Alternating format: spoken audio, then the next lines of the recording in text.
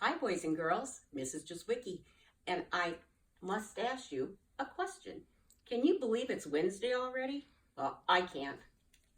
I hope you enjoyed Mustache Day. The story I have for you today is Memoirs of a Goldfish, and we shared a couple of weeks ago Memoirs of a Hamster. This was actually written before the hamster one was, and in the hamster book, on one of the pages, you can see the goldfish bowl. This is by Devin Skillion and illustrated by Tim Bowers.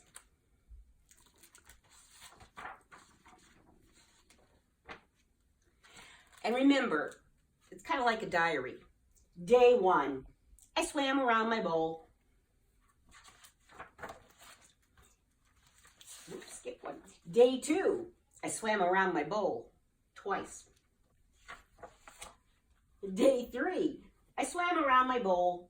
I thought about taking a nap, but fish don't sleep, so I swam around my bowl. Day 4, I got some company today. I don't like the looks of him one bit. He doesn't say anything. He just bubbles.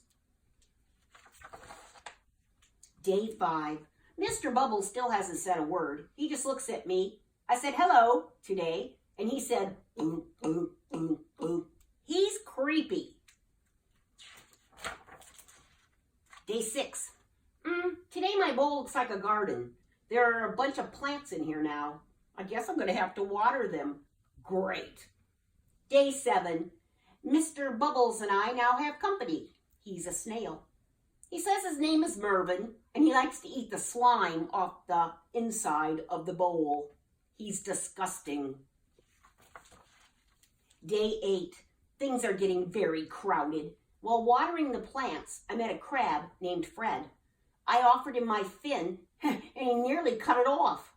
Even Mr. Bubbles is afraid of him. Fred says I should stay on my side of the bowl. Look, I said, the whole bowl is my side of the bowl. He snapped his claw, and Mervin fainted. I gotta get out of here. Day 9, that does it. My bowl now contains a sunken pirate ship, 2 guppies named Rhoda and Clark, and an angelfish named Cha-Cha, who says she's from Hollywood. I can't turn around without bumping into something, but at least Mervin is happy. There's more gunk on the side of the bowl every day. Day 10, this is ridiculous. I was trying to find room for a swim today when Rhoda and Clark told me they're going to have babies soon.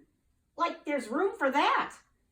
Fred knocked Mr. Bubbles over, and he became tangled in the plants. Cha-Cha said she couldn't help with Mr. Bubbles, but needed me to apply her sunscreen. The sides of the bowl are covered in slime, and Mervin says he's too full to eat anymore. Yuck! Day 11. I'm a nervous wreck. Trying to avoid Fred, I turned around quickly this morning and came face to face with my reflection in a mirror. I nearly jumped out of my gills. I don't even look like myself anymore. I need to relax. Day 12. I had it. Rhoda and Clark were racing around the bowl. Fred was fighting with Mr. Bubbles. Mervin kept belching, and Cha-Cha told me I was standing in her light. I just lost it. This is my bowl, I screamed. I want my bowl back. Day 13. Today I got my wish. Sort of.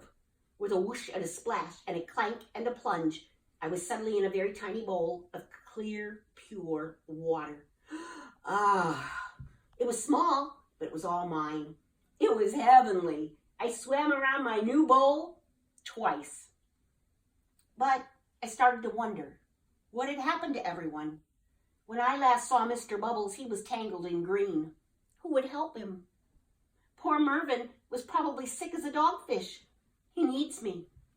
Cha-Cha will get a sunburn without me around. And what about Rhoda and Clark? Did Rhoda have her baby guppies? There are probably thousands of them. They need me to make guppy bottles and change guppy diapers. Even Fred needs me. I'm the only one who can really talk to the crabby guy. Have they even noticed I'm gone? Does anyone miss me? I started to cry, and that's not easy for a fish to do. Day 14. After a long, sad night, there was a whoosh and a splash and a clank and a plunge, and I was suddenly sprayed in the face by Bubbles. Mr. Bubbles gurgled a happy tune. Rhoda and Clark raced by me like two speedboats, followed by 12 of the cutest baby guppies you've ever seen. Mervyn waved his tail at me from the nice clean glass of our enormous tank. Cha-Cha sat happily beneath an umbrella. I think even Fred missed me. We were all back together, and I looked around and realized I was part of a big family. And I guess I must have smiled because Clark said, "You look happy." I wanted to see for myself.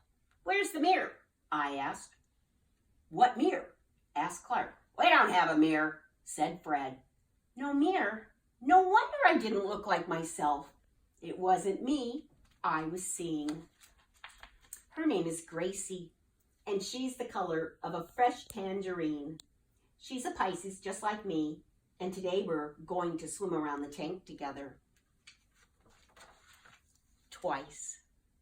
And I think that's how we are, Joanne Martin boys and girls, and staff and families. We're all one big family too. I'll see you tomorrow.